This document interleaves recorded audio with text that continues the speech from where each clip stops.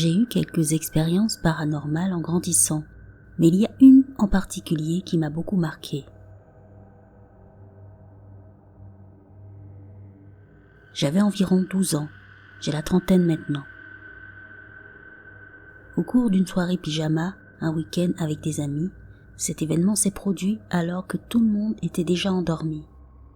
Je me suis réveillée en entendant quelque chose marcher sur le toit de mes voisins. Pour être plus clair, le toit en tôle de mes voisins était parfaitement aligné avec la fenêtre du deuxième étage de ma chambre. Et il était assez proche pour toucher également notre maison. Mon lit était aussi juste à côté de la fenêtre car il faisait chaud. J'ai commencé à paniquer parce qu'il n'y avait aucune chance que quelqu'un se trouve sur le toit aussi tard dans la nuit. J'entendais les pas se rapprocher de plus en plus de ma fenêtre. Alors, je me suis retournée dans le lit et j'ai gardé les yeux fermés. Soudain, j'ai eu l'impression que quelqu'un se tenait au-dessus de moi. Les poils de ma nuque se sont hérissés. Je commençais vraiment à être terrifiée. Alors, j'ai gardé les yeux fermés en espérant que ce n'était que mon imagination. Je me suis mise à prier et après quelques minutes, la sensation a disparu. Ensuite, j'ai ouvert les yeux à moitié. Je n'arrivais pas à croire ce que je voyais. À quelques mètres de moi, il y avait une silhouette sombre qui planait au-dessus d'un de mes amis. Elle était juste au-dessus de lui et le regardait dormir. Après quelques minutes, il s'est approché de mon autre ami et a fait la même chose. J'ai voulu crier, mais je ne pouvais rien dire ni bouger. J'ai refermé les yeux en espérant que rien ne se passerait. Au bout d'un moment, j'ai réouvert les yeux et il était enfin parti. Le lendemain, j'en ai parlé à tout le monde et ils ne m'ont pas cru.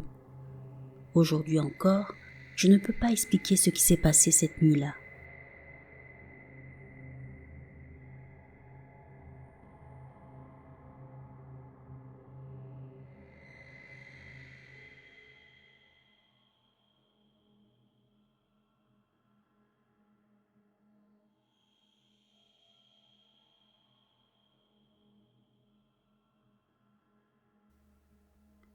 C'est arrivé à mon père quand j'avais environ 11 ans.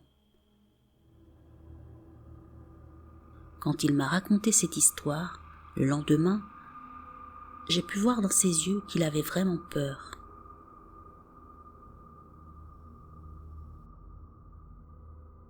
Avant que mon père ne prenne sa retraite, il a travaillé dans tout le Midwest pour la construction d'autoroutes. Il partait 1 à 2 semaines d'affilée pendant la majeure partie de l'été, travaillant du lever au coucher du soleil. Une nuit, alors qu'il prenait la route pour rentrer, il se trouvait probablement à 40 miles de chez lui, au milieu de nulle part, lorsqu'il entendit frapper à la porte arrière du camion. Celui-ci a été instantanément pris au dépourvu et s'est demandé s'il devait s'arrêter pour sortir et voir ce que c'était.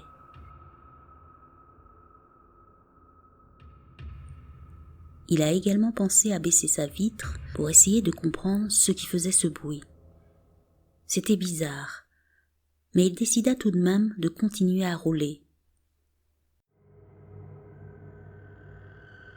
Il y avait une ville à proximité de toute façon, donc si cela se reproduisait, il pourrait vérifier en pleine lumière.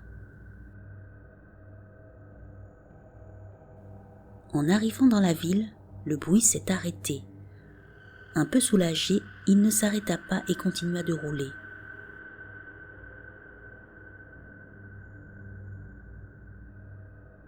Seulement, dès qu'il s'éloigna des lumières de la ville, les coups ont recommencé de plus belle.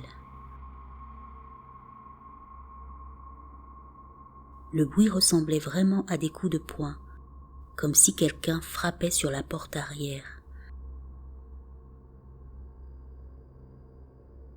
Cela s'est reproduit plusieurs fois jusqu'à ce qu'il atteigne les lumières de sa ville natale. Le lendemain, il raconta cette histoire à ma mère et à moi. Nous sommes tous sortis pour inspecter son camion.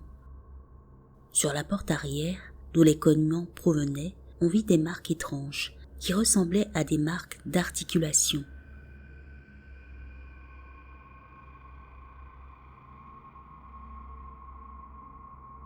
Peu de temps après, nous avons parlé avec un guérisseur, nous sommes Anishinaabe, et mon père lui a raconté ce qui s'était passé.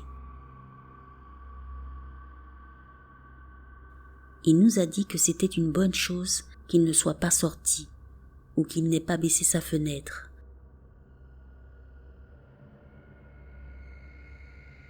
Je suis heureux que mon père ait été suffisamment conscient pour reconnaître que c'était quelque chose de malsain.